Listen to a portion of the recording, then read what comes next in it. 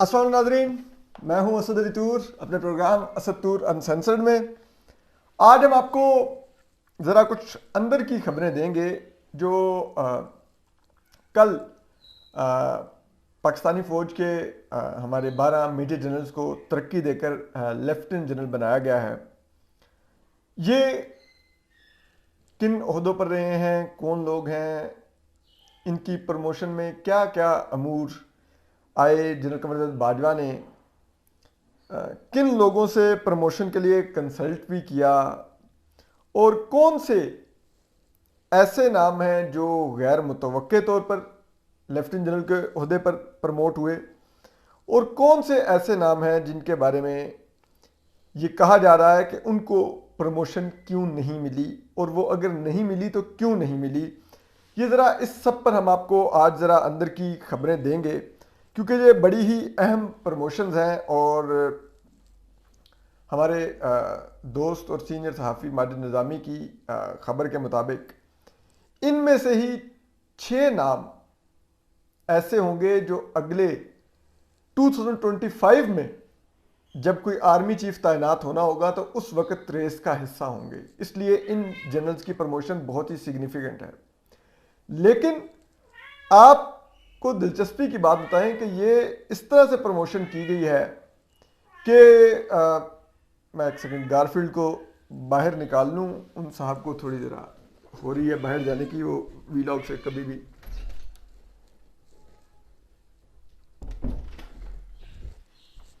Sorry.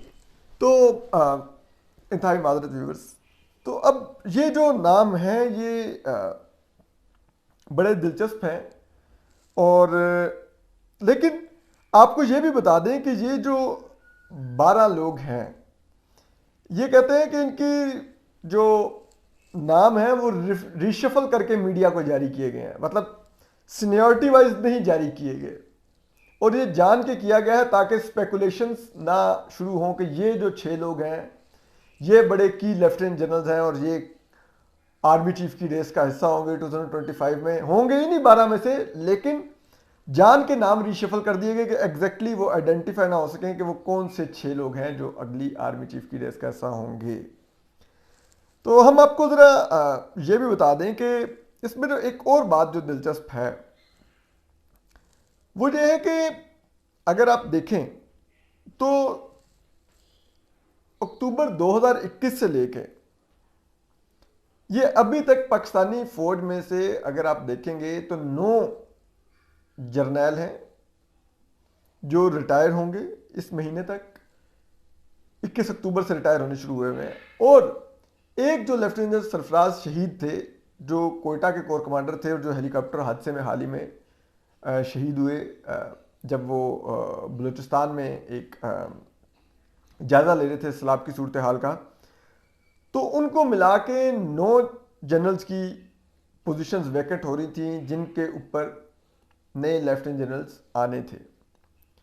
लेकिन 3 lieutenant generals जिनको promote अभी किया गया उनको वैसे अगर आप देखा जाए तो इखलाकी तौर पे नए आर्मी चीफ को आके प्रमोट करना चाहिए था, लेकिन वो भी जनरल कमर बाजवा ने ही उनको भी प्रमोशन दी है।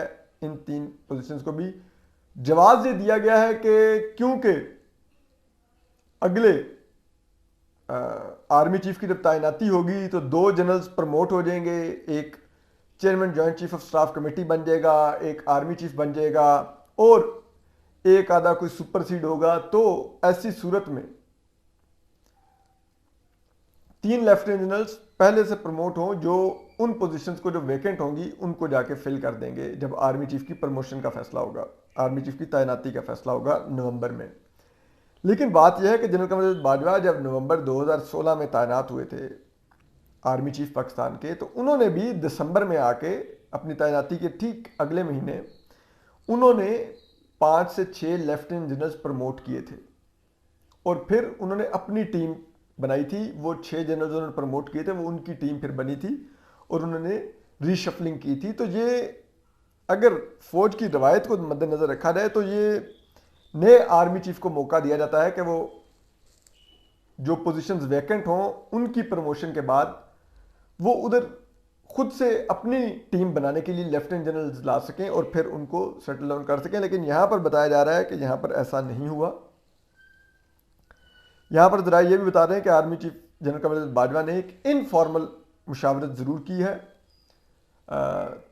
जो लेफ्टिनेंट जनरल्स की प्रमोशन थी, 3 खुसूसन जो लेफ्टिनेंट जनरल्स थे जिनके लिए हम ये कह रहे हैं कि वो नए अगर आर्मी चीफ तैनात करते तो वो ज़रा ज़्यादा अखलाकी तौर पर बेहतर रहता, और उसके लिए जो उन्होंने मुशावरत की है ज़रा ये बता रहे हैं वो लेफ्टिनेंट जनरल साहिर शमशाद मिर्ज़ा जो कोर कमांडर रावलपिंडी हैं इस वक्त, इसके अलावा लेफ्टिनेंट जनरल अजहर अब्बास जो आर्मी चीफ जनरल कमर बाजवा के CGS हैं यानी chief of joint staff committee. इसी तरह लेफ्टिनेंट जनरल आसिम मुनीर की भी मुशावरत शामिल है जो कि इस वक्त क्वार्टर मास्टर जनरल है फौज के अंदर, और 27 नंबर को उन्होंने रिटायर होना है, और वो भी एक हद तक आर्मी चीफ की रेस का हिस्सा हैं, बल्कि शायद बहुत हद तक लीड कर रहे हैं उस रेस में। तो इन 3 से इनफॉर्मल मुशावरत ज़रूर की गई है कि 9 के अलावा 12 जनरल प्रमोट हो रहे हैं, और बाकी 3 नाम जो आखिरी हैं वो इनसे मुशावरत की गई है। अब हम आपको बताते हैं कि वो कौन से 3 नाम हैं। वो तो आए लेकिन कौन से 9 नाम थे जो रिप्लेस होने जा रहे हैं। देखिए, एक तो लेफ्टिनेंट जनरल जो रिटायर हुए हैं 3, वो तो अक्टूबर 2021 में रिटायर हुए हैं, 1 जुलाई में रिटायर हुए हैं, और 5 जुलाई इस साल में एक रिटायर हुए हैं, और 5 जो लेफ्टिनेंट जनरल्स हैं वो सितंबर में इसी साल रिटायर हुए हैं, यानी कि अभी पिछले महीने। जबकि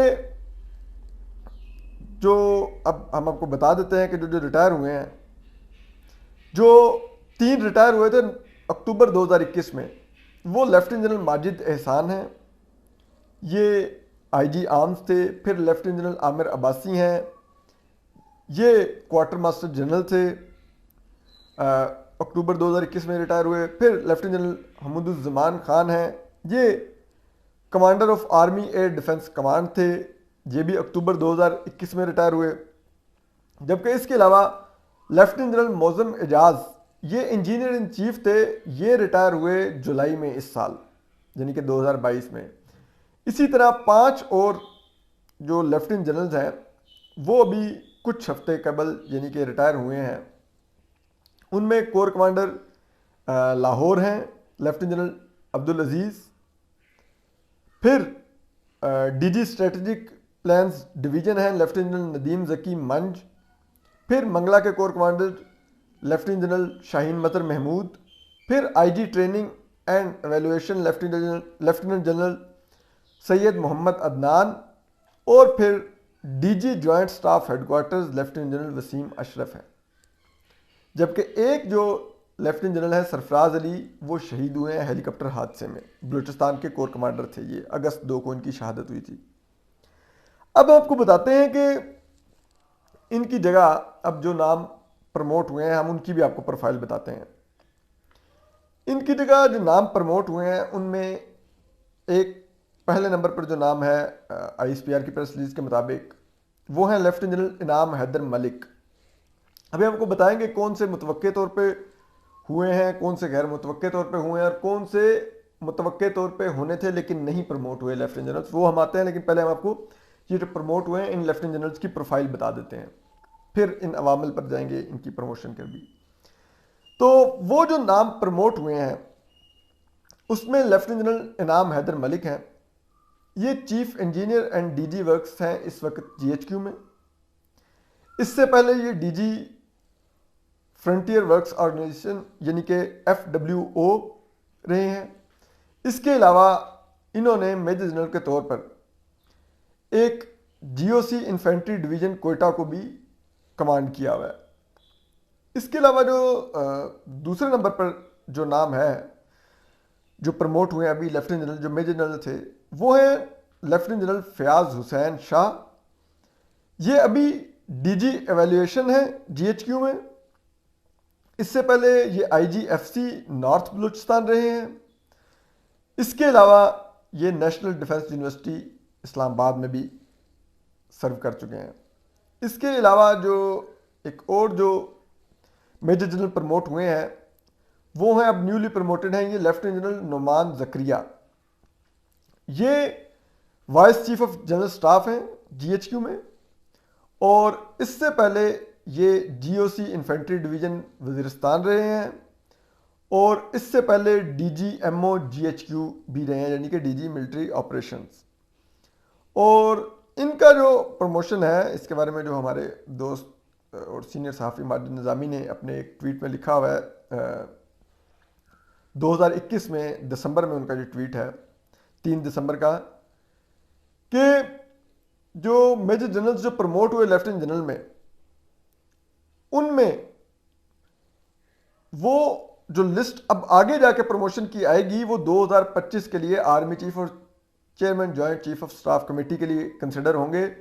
और इसीलिए जो डीजीएमओ है मेजर जनरल नुमान जकरिया, उनको अभी प्रमोट नहीं किया गया मेजर जनरल आसिम मलिक के साथ, क्योंकि उनको उस वक्त शायद अब प्रमोशन दी जाएगी कि वो अगली आर्मी चीफ की रेस में आए। तो इसका मतलब है कि ये कम से कम हम मेजर लेफ्टिनेंट जनरल नुमान जकरिया के बारे में हम ये गेस कर सकते हैं कि ये अगली आर्मी चीफ की रेस का हिस्सा है। फिर इसी तरह जो चौथे नंबर पर जो प्रमोशन लिखी हुई है, जो एक लेफ्टिनेंट जनरल प्रमोट होके बने हैं, वो है लेफ्टिनेंट जनरल मोहम्मद जफर इकबाल। ये इस वक्त acting commander air defence command है। इससे पहले ये GOC air defence division Karachi रहे हैं, और उससे पहले जीओसी इन्फेंट्री डिवीजन सियालकोट भी रहे हैं। इसके बाद अगर 5वें नंबर पर आ जाएं तो ये हैं नए प्रमोट होने वाले जो लेफ्टिनेंट जनरल हैं, ये लेफ्टिनेंट जनरल एमन बिलाल सफदर हैं। इन्होंने भी special cell at GHQ general staff, इन्होंने सेक्रेटरीट में इन्होंने ये उसको हेड कर रहे हैं। इसके अलावा ये स्पेशल असाइनमेंट्स भी देख रहे हैं। इससे कबल ये आईजीएफसी साउथ बलूचिस्तान भी रहे हैं। इसके अलावा इन्होंने chief instructor national defence university Islamabad भी सर्व किया है, और इन्होंने भी एक जीओसी इन्फेंट्री डिवीजन सियालकोट के तौर पर कमांड किया हुआ है, यानी कि एक इन्फेंट्री डिवीजन को इन्होंने कमांड किया हुआ है। इसके अलावा फिर 6ठे नंबर पर आ जाएं तो ये लेफ्टिनेंट जनरल राजा एहसान गुलरेज हैं। ये भी मिलिट्री ट्रेनिंग रहे हैं डीजी जीएचक्यू में। फिर इससे पहले ये भी जीओसी सीपेक डिवीजन भी रहे हैं, यानी कि सीपेक की सिक्योरिटी के लिए जो पाकिस्तान ने एक पूरा डिवीजन बनाया था, तो ये उसके भी जीओसी रहे हैं। इसके अलावा इन्होंने भी एक इन्फेंट्री डिवीजन को खारिया में एज ए जीओसी सर्व किया हुआ है, और ये chief of staff Karachi core भी रहे हैं। इसी तरह फिर 7वें नंबर पर आ जाए तो लेफ्टिनेंट जनरल सैयद आमिर रजा हैं। ये अभी चेयरमैन हैवी इंडस्ट्रीज टेक्सला हैं। इससे कबल ये डीजी वेपन्स एंड इक्विपमेंट रहे हैं जीएचक्यू में, और उससे पहले इन्होंने भी खारिया में एक इन्फेंट्री डिवीजन को एज ए जीओसी कमांड किया हुआ है। फिर 8वें नंबर पर अगर आप आ जाएं तो ये हैं लेफ्टिनेंट जनरल शाहिद इम्तियाज। ये कमांडेंट इन्फेंट्री स्कूल कोयटा हैं, और ये भी इससे कबल जीओसी रहे हैं। इन्फेंट्री डिवीजन को इन्होंने जेलम में कमांड किया है एज ए जीओसी। इसके अलावा ये डीजी स्टाफ ड्यूटीज भी रहे हैं आर्मी चीफ के सेक्रेटरीट में, यानी कि ब्रिगेडियर के तौर पर। जो आर्मी चीफ की अपनी जो एक टीम होती है जिसमें 2 ब्रिगेडियर्स, 3 कर्नल, 3 लेफ्टिनेंट कर्नल और एक मेजर, या वो भी एक कर्नल लेफ्टिनेंट कर्नल होते हैं, तो वो एक आर्मी चीफ की अपनी एक सेक्रेटरीट में एक टीम होती है, तो ये वो भी रहे हैं, उसके डीजी स्टाफ ड्यूटीज रहे हैं उसमें। फिर इसके अलावा जो 9वें नंबर पे हैं वो न्यूली प्रमोटेड जो लेफ्टिनेंट जनरल हैं वो मोहम्मद मुनीर अफसर हैं। ये इस वक्त आईजीएफसी केपी साउथ हैं। इससे पहले ये जिसे कहते हैं इनकी असाइनमेंट जो थी वो DG command and control and communication and intelligence थी जीएचक्यू में, और इससे के अलावा ये आईएसआई में भी सर्व कर चुके हैं लेफ्टिनेंट जनरल मोहम्मद मुनीर अफसर। इसके अलावा 10वें नंबर पर जो प्रमोशन में नाम है वो लेफ्टिनेंट जनरल बाबर इफ्तिखार हैं, जो इससे कबल मेजर जनरल के तौर पर DGISPR सर्व कर रहे थे, और ये भी एक आर्मड डिवीजन को मुल्तान में एज ए GOC कमांड कर चुके हैं। इसके अलावा फिर 11वें नंबर पर हैं जो न्यूली प्रमोटेड जनरल हैं, वो लेफ्टिनेंट जनरल यूसुफ जमाल हैं। ये DG NLC सर्व कर चुके हैं। इसके अलावा इन्होंने भी एक GOC के तौर पे एक इन्फेंट्री डिवीजन सियालकोट में कमांड की हुई है। फिर 12वें नंबर पर जो प्रमोशन है वो लेफ्टिनेंट जनरल काशिफ नज़ीर हैं। ये ISI में लेफ्टिनेंट जनरल फैज़ हमीद के दौर में DG काउंटर इंटेलिजेंस यानी कि DGC थे ISI में, और ये बड़ा की ओहदा होता है ISI में। हम आपको इसको भी ज़रा बाद में बताते हैं कुछ। फिर इसके अलावा ये इससे पहले DG हाउसिंग रहे हैं GHQ में, और उससे पहले इन्होंने एक इंजीनियरिंग डिवीजन को एज ए GOC कमांड किया हुआ है। और हम ये भी आपको बता दें कि ये अप्रैल 2021 में मेजर जनरल काशिफ नज़ीर ने इनकी DGC पोस्टिंग की गई थी, और मेजर जनरल जो उस वक्त के DGC थे इरफान मलिक, उनको ISI में से पोस्ट आउट किया गया था, और इसके पीछे भी जो कहानी है वो भी हम आपको बताएंगे। लेकिन ये तमाम जो तैनातियाँ हुई हैं, हम आपको ज़रा इसकी मज़ीद भी एक्सप्लेन करते हैं चीज़ें, क्योंकि ये बड़ी दिलचस्प हैं। अब सवाल ये उठ रहा है कि जी देखें, अब इसमें जो लेफ्टिनेंट जनरल इनाम हैदर हैं जो प्रमोट हुए हैं, ये इंजीनियरिंग कोर के लेफ्टिनेंट जनरल थे, और इससे पहले मौज़म एजाज साहब जो लेफ्टिनेंट जनरल थे वो जुलाई में रिटायर हो गए थे इंजीनियरिंग कोर के जो थे, तो उनकी जगह पे एक और इंजीनियरिंग कोर से ही लेफ्टिनेंट जनरल आना था। तो ये इनाम हैदर साहब तो आपको समझ आता है कि ये उस वजह से भी प्रमोट होकर लेफ्टिनेंट जनरल बने हैं। इसके अलावा हमूदुर रहमान साहब पर अगर आप आ जाएँ, ये भी एयर डिफेंस कमांड से रिटायर हुए थे, और इस वक्त सेक्रेटरी डिफेंस है पाकिस्तान के, और इनको अब रिप्लेस किया है जफ़र इकबाल साहब ने जो लेफ्टिनेंट जनरल बने हैं। तो ये पोजीशन भी खाली थी, एक आपको एयर डिफेंस का बंदा प्रमोट करना ही करना था, तो वो फिर जफ़र इकबाल साहब प्रमोट हो गए हैं उस पोजीशन के ऊपर। फिर इसके बाद आप आ जाए नोमान ज़करिया साहब के। ये अगर आप देखें तो ये DGMO रहे हैं, और बहुत कम होता है कि जो DGMO है वो लेफ्टिनेंट जनरल ना बने। तो इनका शॉर्ट था कि इन्होंने होना था, इसलिए इनका होना प्रमोट कोई सरप्राइज़ नहीं है। जैसे कि लेफ्टिनेंट जनरल इनाम हैदर का भी प्रमोट होना कोई सरप्राइज़ नहीं है, और लेफ्टिनेंट जनरल जफ़र इकबाल का भी प्रमोट होना कोई सरप्राइज़ नहीं है। इसके बाद अगर आप आ जाएँ तो लेफ्टिनेंट जनरल एमन बिलाल सफदर हैं। ये पर्सपेक्टिव प्लानिंग सेल को कमांड कर रहे थे, उसके DG थे GHQ में। और ये पर्सपेक्टिव प्लानिंग सेल जो था, ये FATF के लिए पाकिस्तान में जितनी कानून साजी की और जितना FATF को एंगेज किया, उनके साथ मुज़ाकरात किए, ये सब कुछ ये GHQ में पर्सपेक्टिव प्लानिंग सेल के तहत हो रहा था, और उसके DG थे बतौर मेजर जनरल एमन बिलाल सफदर, जो प्रमोट होकर लेफ्टिनेंट जनरल हो गए हैं, और ये GHQ में स्पेशल असाइनमेंट्स भी देखते थे। इसके बाद अगर आप आ रहे हैं सैयद आमिर रज़ा, तो ये अभी इस वक्त हैवी इंडस्ट्रियल कम्प्लेक्स टेक्सला के चेयरमैन हैं, और इनसे पहले अब्दुल्ला डोगर साहब थे इधर ही हैवी इंडस्ट्रियल कम्प्लेक्स टेक्सला में। तो सैयद आमिर रज़ा साहब को भी, जिनका मर्जाद बाजवा के भी काफ़ी करीब हैं, तो इनको भी सबको आइडिया था कि ये प्रमोट हो जाएंगे, और इसीलिए इनको साल डेढ़ पहले मूव करके टेक्सला में लाया गया था। फिर अगर आप कहें कि कोई प्रमोशन जो थोड़ी हैरान कुन है, उनमें एक नाम जो मेजर जनरल से प्रमोट हुए हैं वो काशिफ नज़ीर हैं।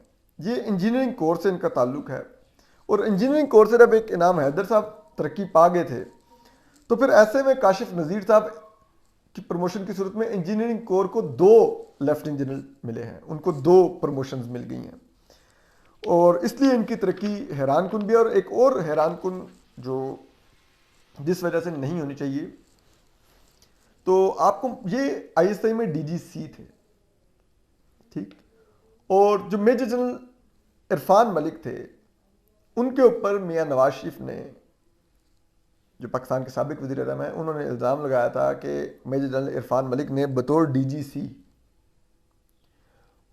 उनकी बेटी मरीम नवाज साहिबा को धमकी दी थी और उनको स्मैश करने का कहा था कि मैं मरीम नवाज को स्मैश कर दूंगा, यानी कि खुदा न खास्ता आप इसका कोई भी मतलब निकाल सकते हैं। स्मैश का मतलब होता है कि उठा के मारूंगा, टुकड़े टुकड़े कर दूंगा, वट आप इसका मतलब निकाल लें।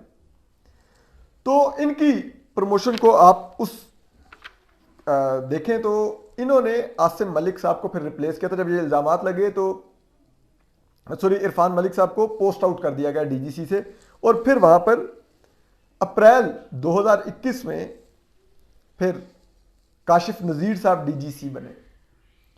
और फिर मुल्क में जो सियासी तमाम मामला चले जिस तरह से हुए, फिर इमरान खान साहब की हुकूमत भी गई अप्रैल में ही 2021 में, नहीं 2022 में, सॉरी, मतलब फिर एक साल के अंदर अंदर फिर बहुत से मामला बदले।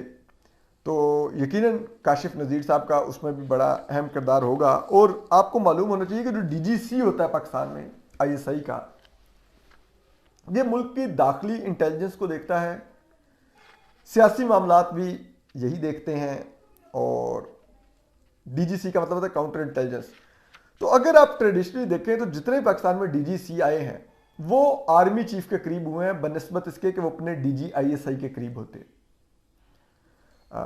अगर आप देखें जो इससे कबल डीजीसी थे फैज हमीद लेफ्ट, वो जब 2018 का इलेक्शन हो रहा था तो आप देखिए उस वक्त हालांकि DG ISI lieutenant general Naveed Mukhtar थे, लेकिन उनकी ज़ात के ऊपर कोई इलेक्शन में धांधली का इल्ज़ाम नहीं लगा। धांधली के इलेक्शन के इल्ज़ाम लगे तो डीजीसी पर लगे, जो अब लेफ्टिनेंट जनरल और उस वक्त मेजर जनरल फैज हमीद थे। जो शौकत अजीज सिद्दीकी साहब ने भी जो तमाम बयान दिया वो यही था कि उनसे मेजर जनरल फैज हमीद बतौर डीजीसी मिलने आए थे और उन्होंने मियां नवाज शरीफ की और मरीम नवाज की ज़मानत के ऊपर उनसे बात की थी कि हमारी 2 साल की मेहनत मत ज़ाया कर देना इनको ज़मानत देकर। इससे कबल अगर आप चले जाएं तो जो शुजा पाशा के दौर में जो डीजीसी थे वो ज़हीरुल इस्लाम साहब थे, जो बाद में डीजीआईएसआई बने और जिन्होंने 2014 के धरने करवाए। तो जब उस वक्त के डीजीआईएसआई और उस वक्त के army chief general Ishfaq Parvez Kayani ने पीटीआई और इमरान खान साहब में हवा भरने का फैसला किया 2011 में, तो वो तमाम प्रोजेक्ट जो चला रहे थे डीजीसी के तौर पर, जिस दौर में हमारे सहाफ़ी भाई सलीम शहजाद भी शहीद हुए, वो डीजीसी लेफ्टिनेंट जनरल ज़हीरुल इस्लाम थे। तो वो इतने ज़्यादा प्रोजेक्ट से एसोसिएटेड थे कि जब बाद में 2013-14 में वो डीजीआईएसआई बने तो उन्होंने इमरान खान साहब, क्योंकि वो पुराने 2010-11 से इमरान खान साहब के साथ एंगेज कर रहे थे, तो उन्होंने 2014 में फिर इमरान खान साहब से धरना भी करवाया। उन्हीं लेफ्टिनेंट जनरल ज़हीरुल इस्लाम साहब ने, वो बड़े बदनाम जनरल गुजरे हैं।